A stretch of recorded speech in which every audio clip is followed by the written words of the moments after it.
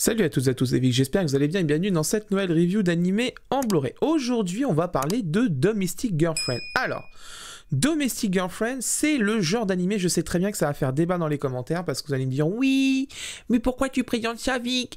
C'est du ecchi, c'est nul à chier, etc. » Je fais ce que je veux sur ma chaîne, je vous l'ai déjà dit, je présente ce que j'ai envie de présenter.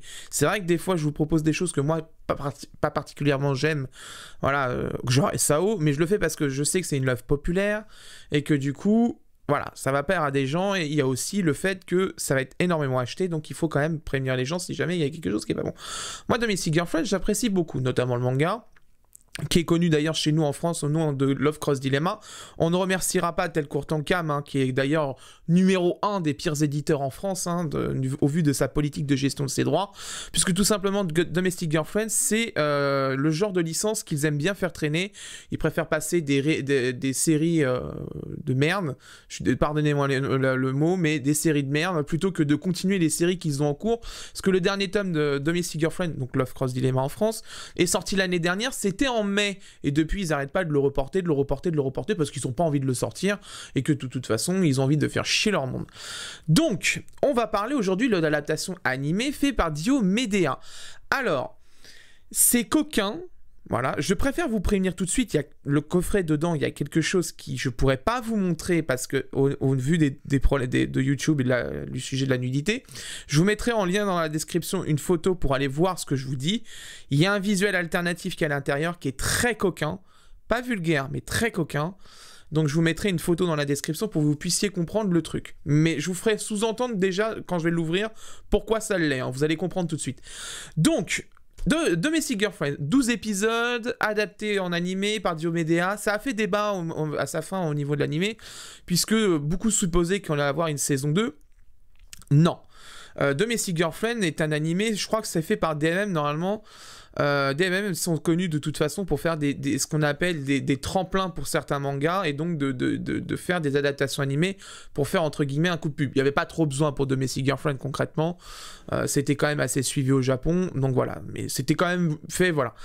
Il y a quelque chose qui me plaît beaucoup dedans, c'est l'opening et l'ending qui est sublime. Je vous mettrai un lien aussi en description, rien que l'opening, vous allez l'écouter, le regarder, c'était le plus bel opening depuis des années que j'avais vu, franchement il était magnifique. C'était magnifique en tout point, il était vraiment sublime. Donc, collection VOSTFR Only de Kana, comme d'ailleurs c'est marqué dans le titre. Donc, collection VOSTFR Only, il n'y a pas de VF, pas la peine de me dire oui, il n'y a pas de VF, j'achète pas. Le but de cette édition, surtout si elle sort, c'est d'avoir la version non censurée.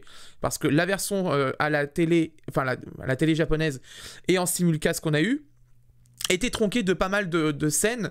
Le premier, le 5e et le 12e épisode et 2-3 encore scènes à gauche et à droite étaient coupés littéralement, puisque tout simplement il y avait des scènes sexe, pas sexe hentai, attention, faut bien nuancer, sexe coquin.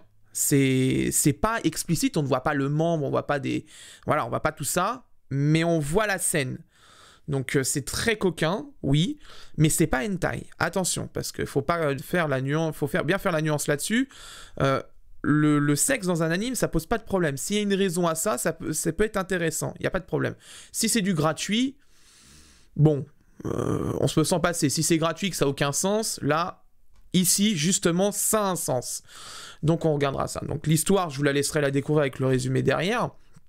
Mais vraiment, je vous le dis, prenez le temps quand même de découvrir cette série, notamment dans sa version non censurée, qui est corrigée de plein de choses aussi au niveau de l'animation, etc. 2-3 retouches au niveau des plans, et décensuré totalement. Et donc, vous verrez, ce sera très bien. Et je vous mettrai aussi un lien dans la description si vous souhaitez découvrir le manga, qui en plus, je vous mettrai la version numérique uniquement, parce que la version numérique propose les chapitres bonus qui ne sont pas dans les tomes physiques. Ça, c'est une particularité Delcourt Tonkam, c'est bien assis sur les gens qui achètent des tomes physiques. On n'a pas les chapitres bonus qui sont normalement publiés au Japon, on les a que dans la version numérique. Donc, je vous mettrai un lien vers Isneo si vous souhaitez acquérir les tomes version non censurée des chapitres bonus en fait, hein, tout simplement. Donc, visuel full devant, logo Domestic Girlfriend, on a Ina et Lui qui sont là, désolé de vous le dire les mecs Team Ruli, mais moi je suis Team Ina, personnellement je préfère Ina largement au niveau de son caractère, il n'y a pas photo. Alors, donc c'est une intégrale de la saison qui est sortie, hein, du coup. Derrière, on a Voilà, on va voir les captures d'écran, ça en dit long, voilà, j'en dis pas plus. Donc la petite phrase d'accroche, le résumé, enfin le synopsis de la série vite fait. Concrètement, c'est une histoire telle qu'on les connaît, un peu, voilà, c'est la jeunesse, c'est... Le hasard fait vraiment les choses quand on est amoureux et qu'on n'arrive pas à contrôler ses sentiments? C'est un peu ça le fil rouge de la série. Je vous le mets en 1000. Non. Voilà, c'est tout. Donc, intégrale 12 épisodes avec, au niveau des spécifications techniques, 12 épisodes de Blu-ray disque avec le japonais en stéréo, piste française, et c'est bien évidemment disponible chez Kana avec une interdiction au moins de 16 ans, parce que je vous le dis, je vous le répète, oui, il y a des scènes sexe, mais il n'y a pas le membre. Attention, on ne voit pas les minous, on ne voit pas les pénis, on ne voit pas tout ça, donc vous inquiétez pas. Dedans, on a le visuel qu'on voit aussi sur l'édition anglaise, je crois, normalement. Et l'édition allemande aussi de chez Kazé Allemagne, c'est le même visuel, je pense. De toute façon, c'est un visuel que l'ayant droit envoie à tout le monde quand ils ont demandé les droits. Derrière, ils n'ont pas modifié les captures d'écran, etc. Mais à l'intérieur, il y a une jaquette alternative. Donc, on voit déjà qu'il y a les disques visuels différents. On a Ina et lui, bien sûr, et bien évidemment. Pour des raisons de censure de YouTube, comme je vous l'ai dit en début de vidéo, je ne peux pas vous montrer le visuel qui est derrière, mais je vous laisse sous-entendre vite fait, si vous voulez pas cliquer sur le lien et que vous voulez comprendre un peu. Voilà, on va s'arrêter là, hein. Voilà. Voilà, et puis de toute façon on le voit avec le bas, là ça commence à être osé. On va mettre d'ailleurs même le doigt. Voilà, on va mettre le doigt parce que j'ai pas envie que le robot casse les pieds. Donc voilà, donc visuel différent au niveau des disques, ça pas de problème. Donc jaquette alternative, l'avantage c'est que du coup si vous mettez le côté coquin, si vous la mettez dans une vidéothèque, votre série, le fourreau sert à cacher ça des yeux pas très adultes, hein, vous voyez ce que je veux dire. Donc c'est un avantage du coup de mettre le fourreau si jamais vous avez le côté coquin qui est mis sur le boîtier à marais. Donc c'est plutôt pas mal. Niveau visuel là-dessus, de toute façon, comme je l'ai déjà dit souvent, j'ai jamais à me plaindre sur les collections VOSTFR Only. Globalement, c'est plutôt sobre. Et ça permet juste d'archiver la série dans une vidéothèque vraiment bien rangée, bien uniforme, etc. Ça posera pas de problème. Donc voilà, donc on va aller regarder ça. Je vais regarder la qualité vidéo audio, traduction. La traduction, je sais à quoi m'attendre, sauf sur les scènes non censurées. Enfin, les scènes remises dans le Blu-ray, les scènes censurées. Parce que celles-là, elles ont été traduites après. Parce que de mémoire, je me souviens, c'est que Kana avait eu, pour la diffusion simulcast sur ADN, ils avaient eu la version censurée, donc déjà cutée. Là, ils ont reçu le fichier vidéo avec les scènes non censurées, donc il a fallu les traduire, parce qu'il y a du dialogue dedans, tout simplement. Donc là, il a fallu faire une rallonge, mais on va regarder ça. Mais je me souviens très bien de la traduction de l'animé sur ADN, c'était de toute façon du très bon taf, et on conclura, bien sûr, avec les plus et moins de la série, s'il vaut mieux acheter ce coffret, ce Blu-ray ou pas, et vous aurez mes recommandations en fin de vidéo. Pour vous, ce sera dans quelques secondes, pour moi ce sera dans quelques jours. À tout de suite pour la seconde partie de la review. Bien, après avoir vu Blu-ray, je peux vous donner mon avis. En ce qui concerne la définition, sur une définition de 1920 par 1080 fps de 23,976, une compression en H264 et un débit vidéo qui avoisine en moyenne, selon les épisodes, de 21 à 24 mégabits par seconde. Enfin, nous allons parler de la qualité vidéo de Domestic Girlfriend. Déjà, on commence par la première des choses, c'est effectivement bien le master Blu-ray non censuré. À l'écran, on voit bien les scènes qui ont été coupées, celles qui sont dans le premier, le cinquième et le dernier épisode, il y en a deux, trois autres à droite et à gauche. Globalement, ce sont des scènes où il y a soit des relations sexuelles, soit il y a des gros boobs en plein écran, ou alors c'est un peu trop olé olé. Très clairement, nous sommes bien face au master Blu-ray tel qu'il a été édité au Japon et aux États-Unis. Au niveau de la qualité vidéo, globalement, le débit vidéo joue au yo-yo sur certaines scènes et des fois c'est pas à son avantage. Notamment sur le bleu, ce qui crée des fois des problèmes de color banding parce que le débit descend trop bas et donc le compresseur H264 a tendance à vouloir un petit peu grappiller à droite et à gauche de la compression, ce qui est pas bon, et donc fait que certaines scènes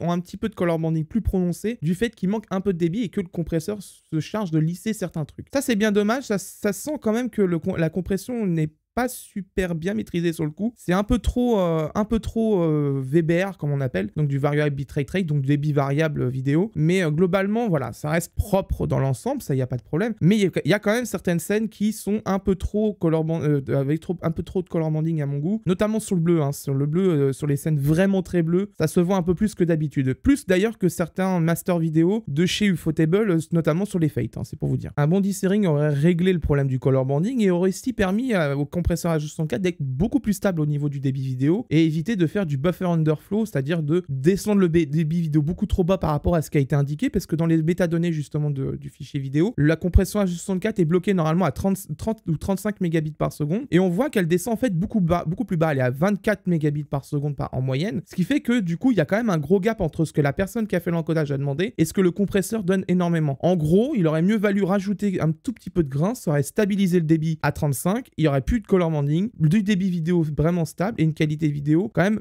un peu meilleur. Au niveau du son, là, nous sommes en VO DTS HDMI stéréo 24 bits 40 oculaire, ça ne changera pas d'habitude. Canon nous offre un Blu-ray avec du DTS HDMI sur la VO. C'est vraiment des pistes son de sans perte qualité, et donc je vous en supplie, profitez justement de cette piste audio pour mettre un bon casque ou une bonne barre de son et écouter ce magnifique opening qui est dans le Domestic Girlfriend.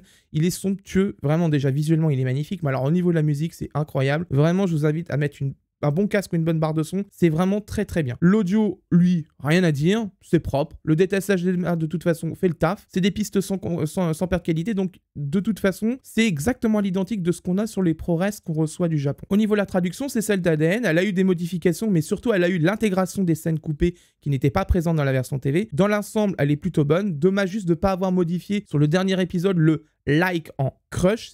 C'était quelque chose d'ailleurs j'avais noté sur Twitter que je trouvais un peu dommage, car c'est plus le terme employé dans notre beau pays quand les jeunes sont en crush sur quelqu'un que le mot like. C'est plus le like qui est utilisé aux États-Unis et au Japon, mais concrètement nous c'est crush, hein, ça a toujours été comme ça. Au niveau de l'adaptation, j'ai rien à dire, c'est raccord avec l'esprit de la série. C'est vraiment une très bonne traduction, elle ravira de toute façon les fans de VOSTFR parce que tout simplement les sous-titres sont de qualité. Il est à noter quand même que Kana n'a pas traduit le staff japonais sur l'ending et l'opening, alors que d'habitude ils le font systématiquement. Visiblement c'est un problème au niveau du budget parce qu'il aurait fallu il y a eu un rajout sur la trad parce qu'il a fallu traduire les scènes non censurées et il y en a pas mal, et donc du coup il a voilà, malheureusement apparemment de ce qu'on m'avait dit c'est que le budget il n'y avait plus, donc bon bah voilà, malheureusement c'est comme ça. C'est dommage parce que il y a quand même du beau monde qui travaille dessus et ça aurait été sympa de voir qui bosse dessus. On passe au plus et au moins du coffret. Alors les plus, version totalement non censurée, ça c'est cool parce que c'est très clairement l'argument fort de ce coffret Blu-ray. Les versions Amazon Prime, ADN et toutes les autres versions SVOD n'ont pas la version non censurée. C'est vraiment une exclusivité au Blu-ray français. Les visuels, bon, c'est mignon, hein, bien sûr. Il y a du coquin, s'il vous plaît, dans la jaquette intérieure. N'oubliez pas, je vous mets le lien en description si vous voulez souhaiter voir le visuel qui est à l'intérieur. C'est quand même mignon, donc là-dessus, il n'y a pas de problème. La traduction, plutôt bonne, hein, dans l'ensemble, elle fait vraiment le travail. Seul truc qu'il aurait fallu corriger, c'est le like à la fin, mais si c'est vraiment que ça, c'est vraiment que la traduction est très bonne, il n'y a pas de souci là-dessus. Audio excellent, DTS HDMI oblige. Rien à dire là-dessus, c'est propre, c'est net, c'est nickel.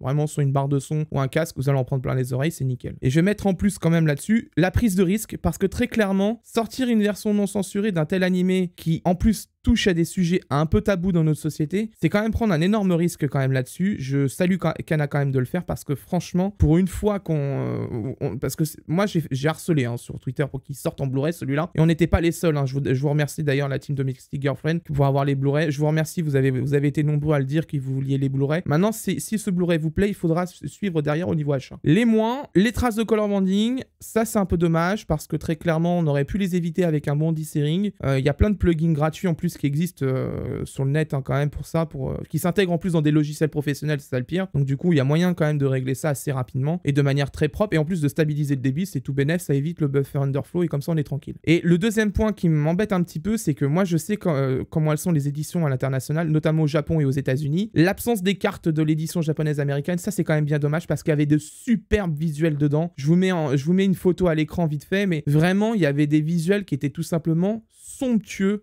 sur ces cartes, mais c'est quand même bien dommage. Après voilà, la différence elle est là. Aux États-Unis, cette édition qui avait les cartes est vendue 130$. Au Japon, je crois que c'est à peu près 200 balles normalement.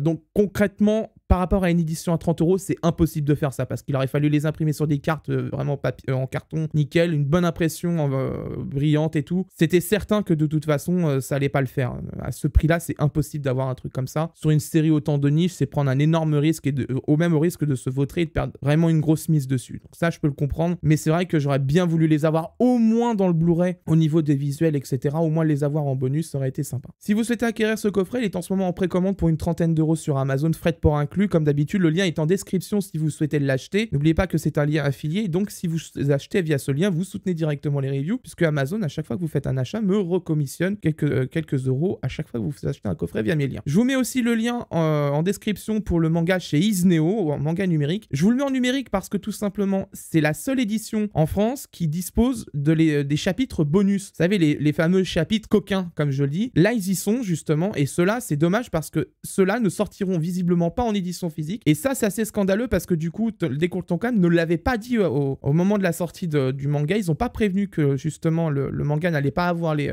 chapitres bonus là-dessus. C'est quand même bien dommage parce que je pense qu'il l'aurait dit. Beaucoup de gens se seraient rabattus sur la version numérique du manga parce que du coup, c'est la seule qui va le proposer pour l'instant. Je dis bien pour l'instant. Peut-être qu'ils sortiront un tome bonus quand la série sera finie avec tous les chapitres coquins dedans. Et puis basta, terminé, quoi. Voilà, c'est la fin de cette review. J'espère qu'elle vous a plu. Prochainement, on va avoir normalement, on va avoir Dololo qui va arriver d'ici quelques temps, là, normalement, en Blu-ray dans la semaine. On va avoir du coup Claymore qui va arriver le mois prochain. Il y a d'autres coffrets qui vont arriver dans les jours suivants. Vous inquiétez pas, restez connectés comme d'habitude si vous souhaitez savoir qu'est-ce qui va arriver en review. Vous abonnez-vous à la chaîne, la cloche et de suivre sur les réseaux sociaux. Les liens sont en description, c'est très important parce que là, alors là, du coup, quand je reçois un coffret en général, il y a une photo qui suit, notamment sur Twitter et Instagram. Il y a une photo qui suit et vous savez ce qui va arriver dans la semaine au niveau des reviews. Donc n'hésitez pas à me suivre sur les réseaux sociaux. Si vous souhaitez soutenir la chaîne comme d'habitude, n'oubliez pas le bouton rejoindre qui est juste à côté du bouton s'abonner. C'est une des façons que vous avez pour vraiment soutenir les reviews. Vous vous abonnez et vous avez accès du coup en avant-première quand elles sont disponibles aux reviews avant tout le monde. En général, c'est 48 heures avant parce qu'en général, je les upload le lundi pour une sortie le mercredi et entre lundi et mercredi, les gens qui sont en soutien à la chaîne peuvent justement suivre, voir les reviews en avance. Vous pouvez même d'ailleurs commenter en plus en avance. Mais ça, le seul truc que je demande, c'est de ne pas spoiler le contenu de la review aux gens et ça serait cool quand même. Quant à moi, je vous laisse et d'ici là, portez-vous bien. Ciao.